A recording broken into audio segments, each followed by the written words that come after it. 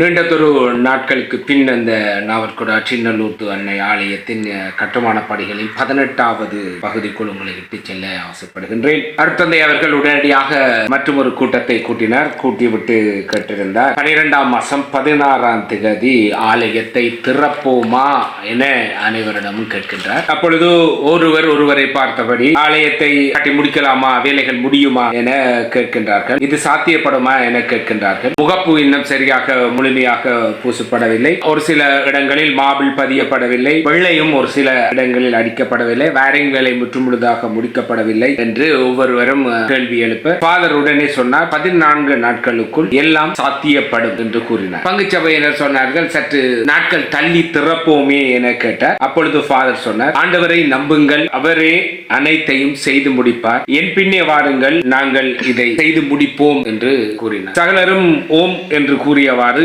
வேலைகள் திரும்பவும் மும்முரமாக நடைபெற்று கொண்டிருந்தது. அப்பொழுது ஆலயத்தின் முன்பக்கம் வைக்கப்பட வேண்டிய 2 சம்மரசுகளும் கொண்டு வந்து இறக்கப்பட்டிருந்தது. கிரைன் மூலம் அது இறக்கப்பட்டு கிரைன் மூலம் அது ஏற்றப்பட்டு காட்சிப்படுத்தப்பட்ட வேலைகள் மும்முரமாக நடைபெற்றுக் கொண்டிருந்தது. நற்கருணை ஆண்டவர் வைக்க போகும் இடத்திற்கு டிப்சனால் அந்த வேலைகள் செய்யப்பட்டு அழகுபடுத்தப்பட்டு அதற்குரிய வேலைகளும் மிக விரைவாக நடந்து கொண்டிருந்தது. பீடப்பணிகள் அனைத்தும் முடிவற்றதாகவும் மிகவும் அழகாக இருந்தது. உள் வேலைகள் நடைபெற்றுக் கொண்டிருந்தது. மாபிள் பதித்து முடிக்கப்பட்டிருந்தது. வெளி வேலைகள் தான் ஒரு சில வேலைகள் முடிபடாமல் இருந்தது. எனவே அழைப்புதலும் அடித்து விட்டாயிற்று. இந்த நேர்ந்தளிப்பு விழா இந்த 15ஆம் தேதி நடைபெற இருக்கின்றது. நேர்ந்தளிப்பு விழா ஆயர் அவர்களின் தலைமையில் நடைபெற இருப்பதாகவும் அழைப்புதல்கள் வழங்கப்பட்டிருந்தது.